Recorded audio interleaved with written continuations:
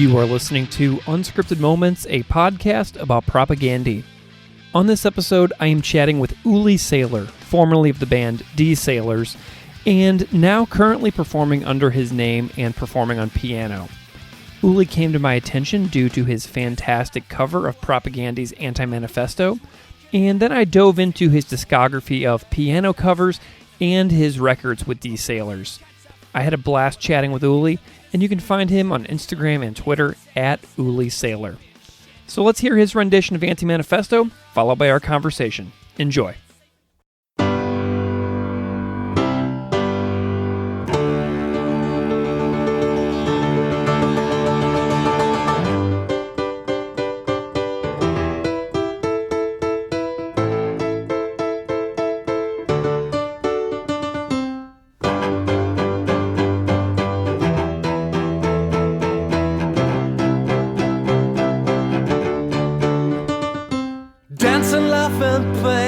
Ignore the message we convey. It seems we're only here to entertain. A rebellion counterfeit. Well, I refuse to be the soundtrack to it. We entertain, we're still knee deep in shit. There's something wrong inside. We've put it safe, enjoyed the ride. You won't like this, but I've something to confide. We stand for something more than a faded sticker on his skateboard. We rain on your parade, we're out the door. And I don't even care any fucking more.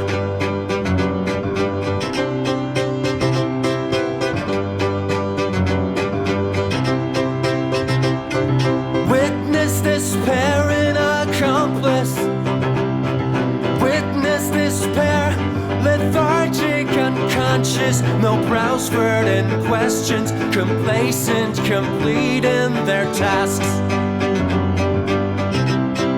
No questions asked. Consider this critic a cretin, just resting on laurels, completely invented. Word acrobatics performed with both harness and net.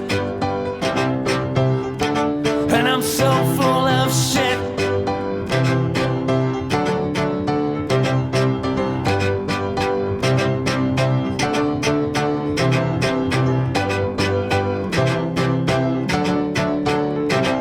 But I will remain until this self-awareness fades, till I defeat the purpose of this soapbox that you made. That you made. Hope, perseverance, a vision, some doubt. Green ink at 2-6 house, a bad case of big mouth, a sum of our parts, and I've never loved harder. A song in our hearts, and I've never loved harder. It don't really matter, 'cause nothing's ever felt as right as this. By the way, I stole this riff. Dance and laugh and play, ignore the message we convey. It seems we're only here to entertain. A rebellion counterfeit. I refuse to be the soundtrack to it. We entertain, we're still knee deep in shit. And shit.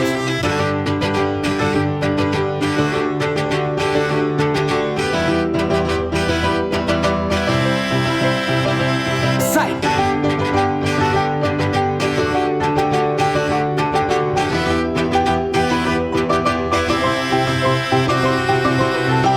And we're so full of it.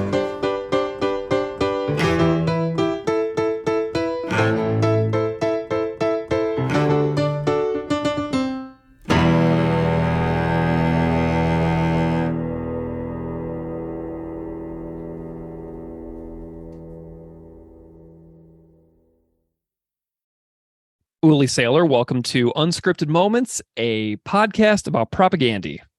Hi, Greg. Thanks for having me. I'm delighted you're here, Uli. I'm wondering if you can just spend a moment and introduce yourself a little bit to the audience out there so they know a little bit about who you are. Yes, I'm Uli. I'm 46. I live in Berlin. I'm a musician and a video producer. Um, I I live here since 2005. I grew up in the West in a city near Cologne, and it's close to the Dutch and the Belgian border. And yeah, yeah. I mean, that's where it all started in the west of Germany, and now I'm in Berlin, but very happy here. So yeah. Wonderful. Well, it's great to have you. And I'm looking at your background there, and you've got all kinds of cool stuff in the background. Giant Propaganda logo behind you in your record room, and I got my records behind me here. It's really fun to see kind of like what people's little happy spaces are like in their homes. It's really cool. So, Uli, can you just tell me a little bit about your entry into music and playing music and kind of finding punk rock, and just a little bit more about your musical backstory? Well, I think my stories might be very similar to the stories a lot of people at our age experienced. Yeah. You know, at high school, a friend of mine who was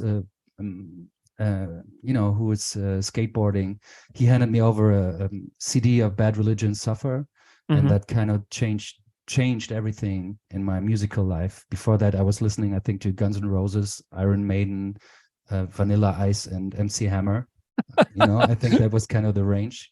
Yeah, and stop, collaborate, and listen. Yeah. And but Bad Religion Suffer, 15 songs in 26 minutes, distorted guitars, very fast, but also melodic. Since then, I think I fell in love also with this melancholy of Greg Graffin's voice, and this kind of opened up into the whole Fat Wreck cosmos. Later on, I joined a band when I was 15, and our drummer, he was kind of like the influencer. Back in the days, I think there was no term like influencer, but he was the guy who came with new tapes and new CDs and new bands. He said, "Hey, have you listened to this and check out this?" And he brought like the Lagwagon, NoFX, all the Fat Wreck bands in my life. And he also was the main reason why our band then transformed into a melodic hardcore band, because we all loved the sound, like playing super fast, playing very melodic. And that's how I got into the music. And but yeah, out of the band, I was also the guy, our guitarist would write the songs, I would write the lyrics, and also take care of the band business, organizing shows, trying to get the band started. And this is how I connected to more and more of the punk rock world and got into this. Were you playing guitar and piano from a young age?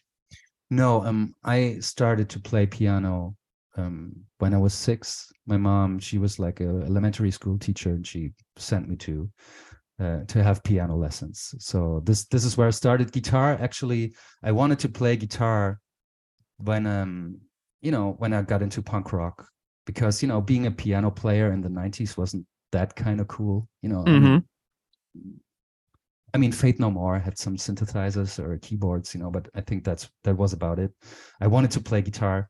So actually, in the later years of my band, I also played guitar, but only power chords. I wanted to play because guitar is like the most important instrument for me as a musician to listen to when I listen to music. So I know you have a little bit of a saxophone background as well. Yeah, I was at a school that kind of it was like a musical oriented school. So my mom said I could choose a second instrument to piano, and I don't know why. I think I was 10. I chose the tenor saxophone to play in the orchestra of the school, and I don't know. I wasn't so happy there, but when I got into punk rock, I think it was even our drummer, our guitar player. Hey, you play saxophone. Let's do some ska punk stuff. So yeah, that's how we ended up being a ska punk melodic hardcore band. And actually, a lot of our fans really loved the ska punk songs, and we were kind of annoyed that everyone, play some more ska punk saxophone songs. So yeah, and once in a while, like I get asked a lot still if I want to play the saxophone. I'm not such a big fan of the saxophone, but I know how to play it, and I do it from time to time. But yeah, I think the saxophone is like two-sided. How do you Was say it? It has two was your sides. was your drummer the one who introduced you to Propaganda as well? Is that kind of like where you found how to clean everything, like through the drummer in your band D Sailor? Yes, yes. I still remember the day he handed me that tape, and I listened to it in my car. It was way later than it was released. I think it was 95 when I heard Anti-Manifesto for the first time. And that really blew me away. I think that was the most life-changing moment that brought me into that kind of style, because of the guitar playing, the energy, the lyrics, the singing, like, I don't know. I think, yeah, Propaganda musically and lyrically changed my life. Was Anti-Manifesto the first Propaganda song that you ever heard? Yes. Yes. Okay, me too. We have that in common. That was the first one that I ever heard as well. It's honestly, what an amazing starting point. I mean, it's the first song on Fat Music for Fat People. It's the first song on their biggest selling album of all time. It's really amazing. I'm really glad that I heard that one first and not Nation States, because I feel like so many people said that Nation States was their first song they heard, and I feel so lucky that it was the first song on the first record. It's my first song. I just really love that little detail. So your band is very good. I don't know if I had never heard your band. I just found your work recently, but you had a band in the early 2000s called D Sailors based out of Germany. And I was listening to Mind Dressing today. What an awesome record. Tell me a little bit more about your trajectory as a band, because, this story is it's really interesting, because you were super popular in South America, I think, but I'm just now learning about this band for the first time. Well, we were just, how do you say? We were just a local band starting out in the west of Germany. And we did most of the stuff we managed ourselves. I did the booking. Have you ever heard of the Book Your Own Fucking Life? Oh yeah, for sure. Yeah.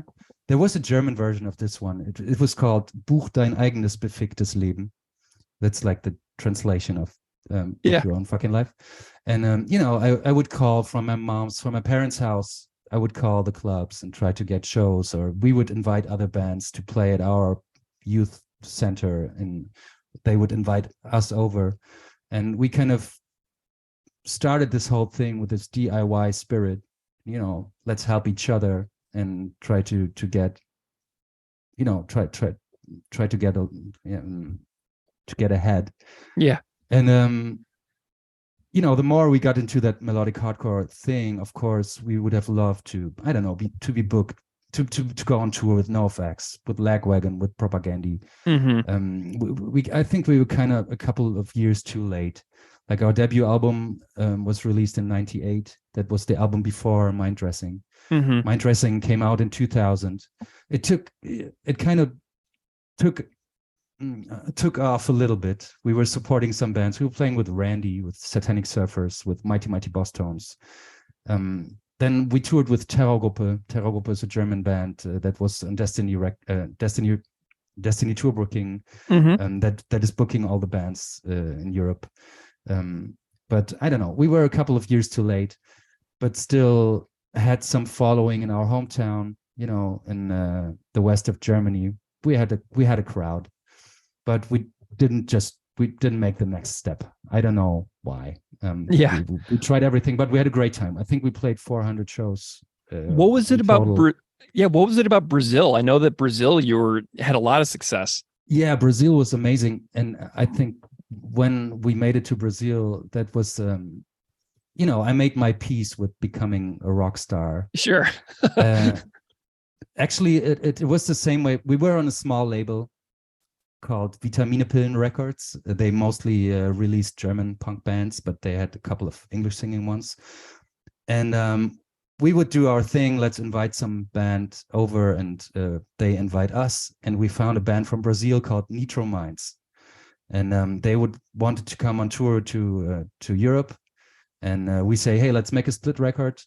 You come on tour. We organize the tour. We get one van. We share everything, and you do the same for us in Brazil. The singer had a label in Brazil. He released Mind Dressing and the album, our third album, also.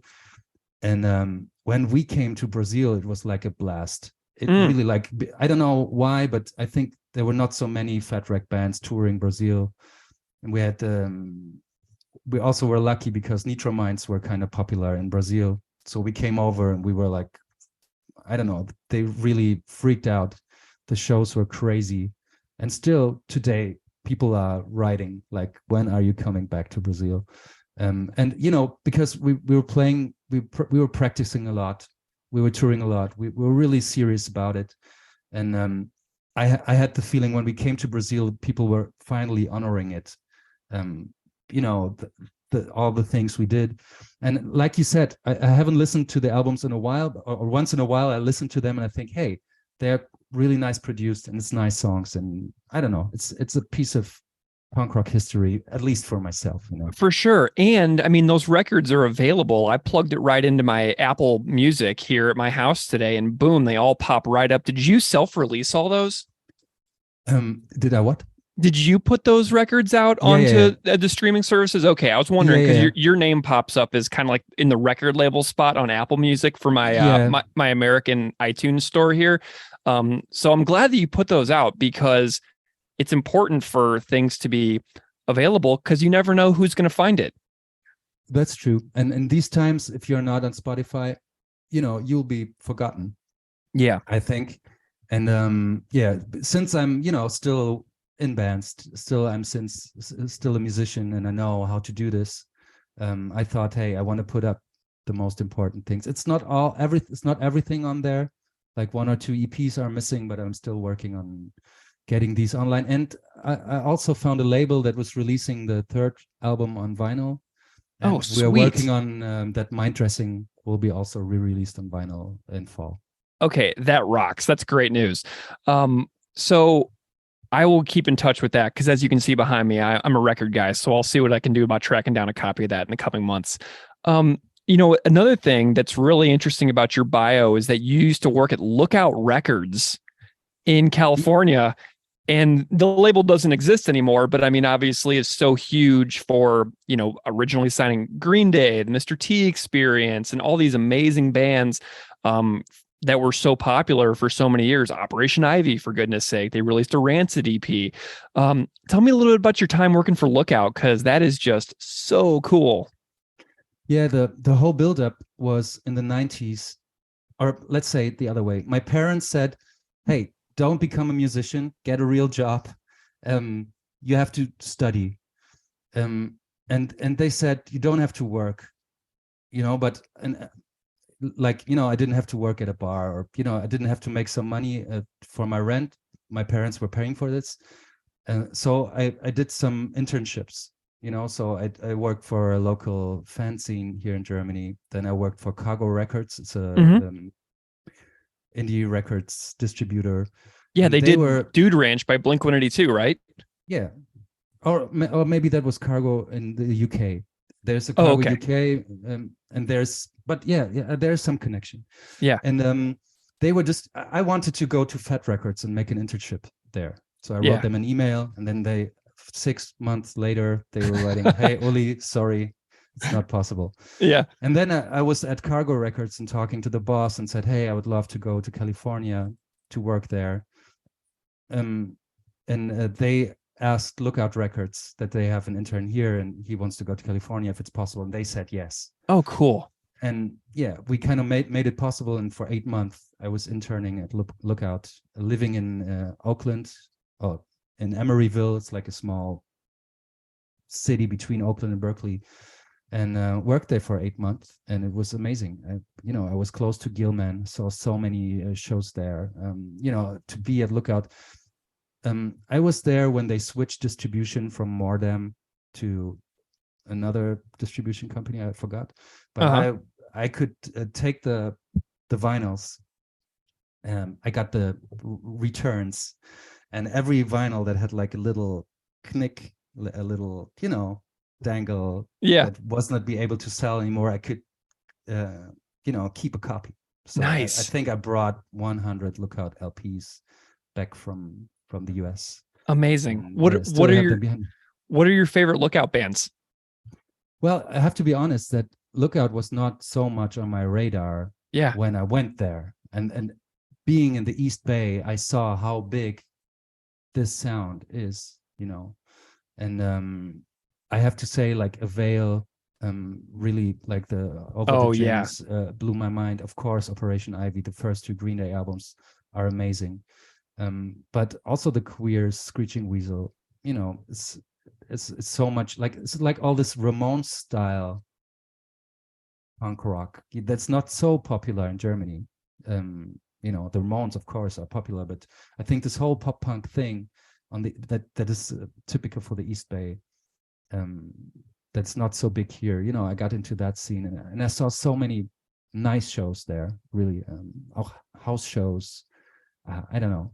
I remember one of my first shows that I went to was at the Fillmore in San Francisco, and it was the Mr. T Experience, Nerve Herder, and I forgot the third band. But I was going there with Chris and Molly from Lookout, and the first guy who enters the room is Fat Mike, and he comes right to our table and sits down. And I was like 21, and I thought, oh.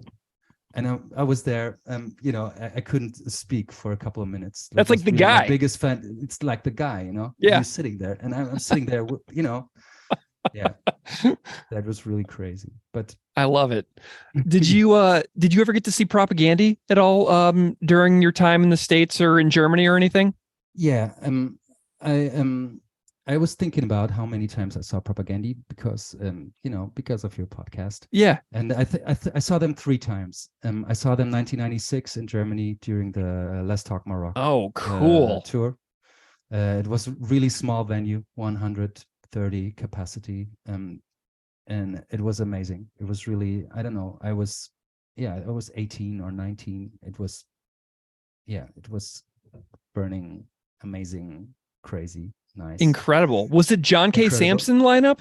Yeah, it was John K. Samson lineup. Because Todd joined the band in December of '96, so like Really? if you may have seen like the very end of John's time in the band. Okay, yeah, for sure, I did that, and they were supported by But Alive, a quite famous German punk band that also distributed their records in Germany. Mm-hmm.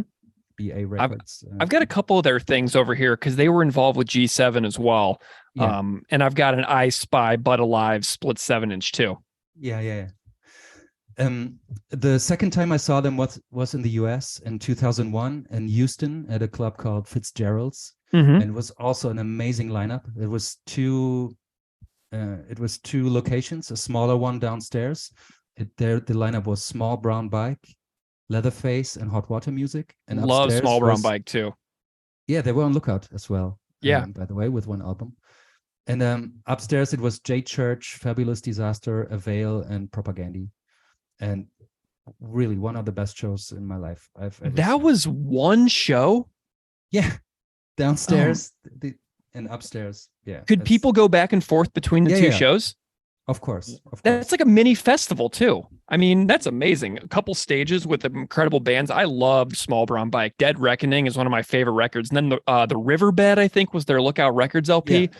Yeah. So great. And I know that a few of those guys are making records again, or making music again. I think I can't remember what they're called. It's like 84 Tigers or something like that. It's with the drummer from the Swellers. The singer from Small Brown Bike has a new band. So definitely check that out if you haven't heard that, because I think those guys are kind of back. Nice. I could be completely wrong, but I don't feel like I'm making this up. I saw them another one, and I saw them on the Today's Ashes, Tomorrow's Empires tour in 2002. Mm-hmm. But what I wanted to say, I missed them really in the last 10 years. I don't know why. I mean, I was on tour myself, or I couldn't make it. But I'm very unhappy about this, that I haven't seen them in such a long time. You've only seen a trio lineup, then. You've never seen them as a 4-piece, have you? Never. Incredible. Okay, well, I'm super jealous that you've seen the both trio lineups, because I've never seen them as a trio, and you've only seen them as a trio. So that's really kind of funny. That's true.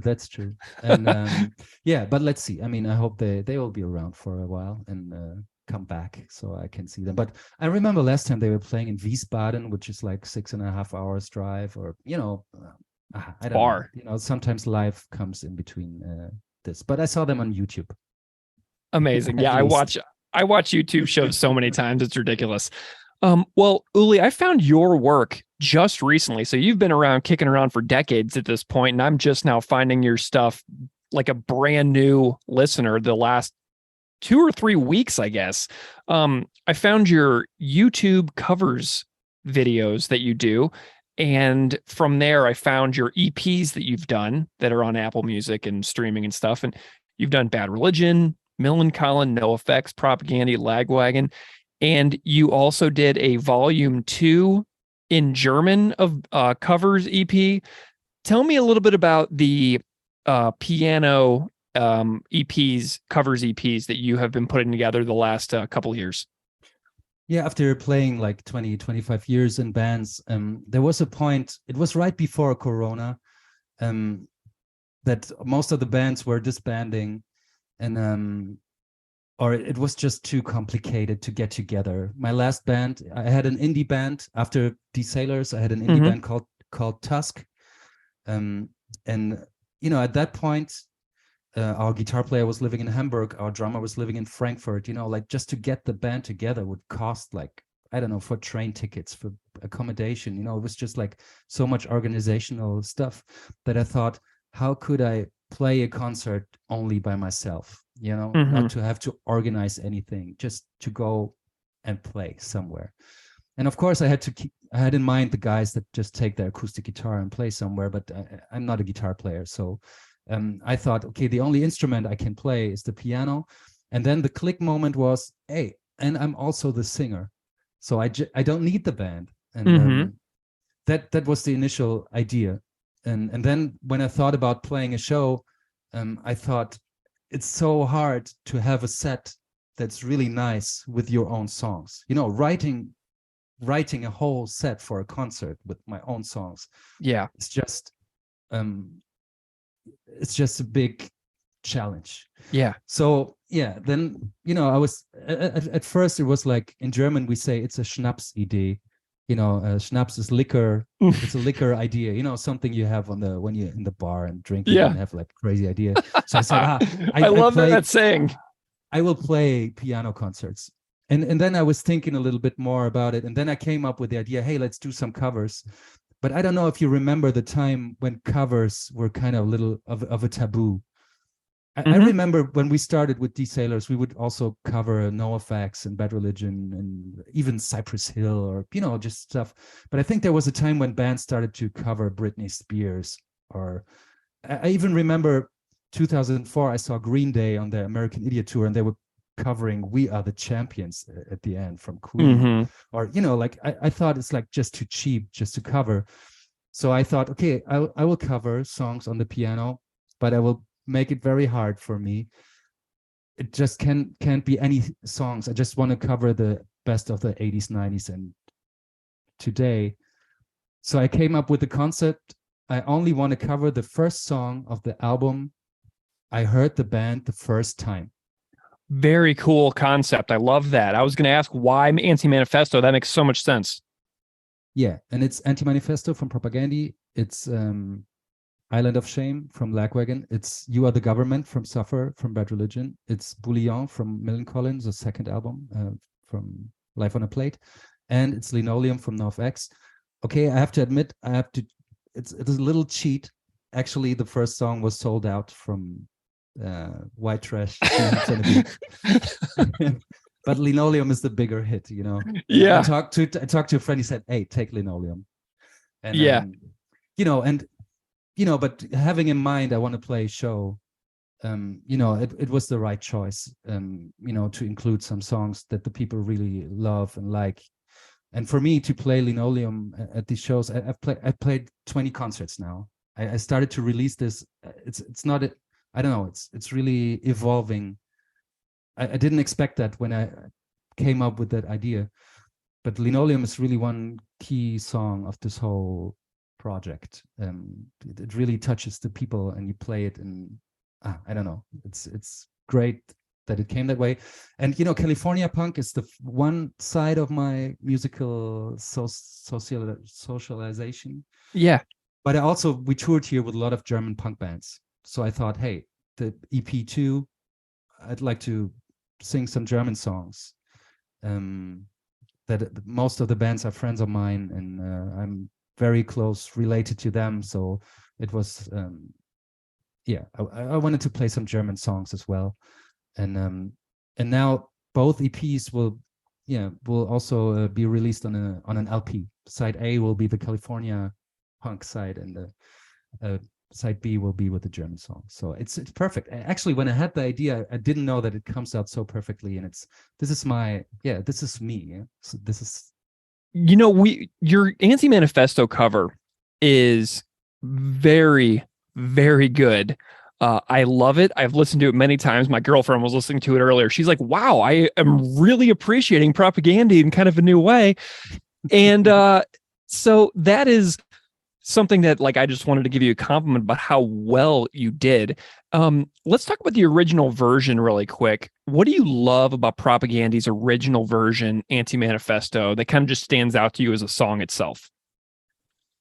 I think the sound, the energy is the most important thing. That what blew me away at first. As a teenager, bands with English lyrics didn't interest us back in the day so much. It was more about the energy and the feeling, the atmosphere. And later on, when I listened to Propaganda Anti-Manifesto the first time, I wasn't aware of the whole political dimension the song and the album and the band has.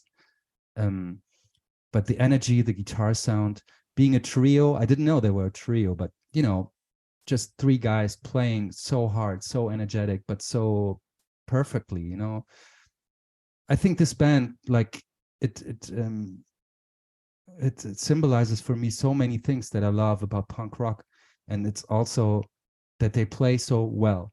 And many people say, hey, when you play in a punk rock band, you can play sloppy. Not for me.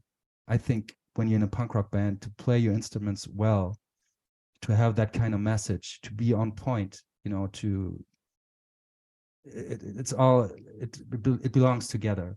And I think no other band, really brings that so well together like Propaganda. And I also say this a lot of times, no other band aged that well as Propaganda did today. So many bands from the 90s, when you look at them today, I don't know, it's sometimes hard to relate to some of the bands, like even Bad Religion, when they released the Christmas album, I thought, no way, man, and even if it's a joke or if it's let's sing some Christmas songs, it belongs to our culture. With Propaganda, it didn't. I never had that feeling. And even with changing John K. Samson to Todd, or becoming more metal, to have that more hardcore sound, to me, it just felt like more consequent with the attitude, with the message they have, to evolve in that kind of musical direction. And it was, I mean, I didn't know it 1995, but now that I look back, it was all there with Anti-Manifesto, and there's no other band that I know that kind of kept this, how do you say, kept this constant. Yeah, it's like a constant urgency or an evolution, like staying open-minded to change and growing instead of, like, just rehashing the same thing every couple years. You know what I mean? Does that make sense? Yes. What about so you tell me a little bit about the recording of your version of Anti-Manifesto. I'm curious, like, what are we hearing in, like, if I was looking at your audio interface on your computer when you're tracking this thing, like, what are we hearing? What are we listening to? What kind of instruments are kind of, making this entire tune up? Like, tell me about your process. Well, I did demos first at my rehearsal room. Here in Berlin, I joined a punk band called Terrorgruppe. I played with them the last 10 years, and I was using the rehearsal space to record my demos. And when I had the demos, I have a friend, he's a music producer, he's an old friend of mine too. And I asked him if he would like to record it with me. And I also asked him if he would like to play some cello, because he plays cello. But he's an old punk rock fan too. And I have another friend, he's playing in a quite bigger band here in Germany. Or I learned from another friend today, in Germany there's there's a word called Bekannter. And this is kind of, it's not a friend, but it's not like a stranger. But there's no English word for this. It's somehow in between. Anyway, I know him, and he has a grand piano at his practice room, and he had it, he got it 10 years ago. I knew about it, and I asked him about the idea, and I asked him if we could record it there. And since he's playing in a bigger band, he has a nice mixing desk there. He has microphones there, and he said, "Hey, of course, do what you like. You can use everything." So we were recording there with nice microphones and putting a lot of effort in the takes, and we recorded this. I think. I love the cello so much. The cello really is an incredible addition to it, because it's got the dun dun dun dun dun dun dun. It's really a sharp, crisp approach to making the song really just jump out at you with that cello addition in there as well. I love that you did that. I knew if I record them, it would be a little bit too boring for the people just to have piano and vocals. And I thought, if I want to have the people listen to it again, I need a little bit more in the production. But I started to play shows by myself. Like my friend, he moved to Warsaw for a couple of years, and he cannot play with me. And with the idea, like, it's my solo project, I want to play shows by myself. I will play shows just with my piano and also play Propaganda and all the songs with cello. But we just played a tour in February. He came from Warsaw, and we played 9 shows in Germany. And the people really, you cannot imagine how they look at the cello. You know, they sit like they would all melt away. It's such a pleasure to play with him. It's so great. I love it. Did anything stand out to you that was like challenging or threw you for a loop a little bit while you were making this cover? Did anything kind of like present an unforeseen challenge in any way with this song? Well, actually, there's one part in the song, the yes, before the we actually had to slow that down to 10%. You know, to listen to what is he playing there. At the shows, I would always stop at that, and then, does anybody know what's next? To find out if there's really Propaganda fans in the audience. Yeah. But yes, sometimes like nice. It comes from the back. But the rest, I mean, I heard it in the Anti-Manifesto episode 1. You know, what was the name of the of Bran from? Oh yeah, Braid? with Bob Nana from Braid. Bob, I think he said I chose Anti-Manifesto because I thought that's a song that I could play because it's not so challenging, and I thought for to transform it to the piano, it was quite convenient as well. Of course, I had to practice a lot to keep the pace, and I mean that was one of my main ideas as well. That when you go to YouTube and Google punk rock covers on the piano, everyone would play ballads. Yeah, and it's so boring. I mean, you listen to it 30 seconds and then you think, it's a ballad, but then it's boring. And what I thought is, I want to keep the original energy. I want to keep the pace. I want to keep the message, and that worked very well. Fantastic. Also with Propaganda, although it's like 4 minutes, it's a long song. It is. It's a workout. Like it really, it's really amazing how I was looking at the, the length of it in your recording. I was like, wow, this song is like really an effort. So I was glad that you actually went through with it, because it's a long one. So I know in your work, in your career, you do a lot of videography. And I was looking at your YouTube page and I found this massive concert film that you made in 2007 with the Weaker Thans, which is incredible. I watched like 45 minutes of it just earlier today. And I mean, I would be remiss if I didn't ask you about your experience of filming the Weaker Thans because, obviously John was in Propagandy. Yeah, of course. I was part of a internet startup that was kind of like making music documentaries. We were filming shows and interviews. And I was part of a bigger team, of course. I didn't do all the cameras by myself. But I was in charge of the music channel and I was picking the bands that we were filming.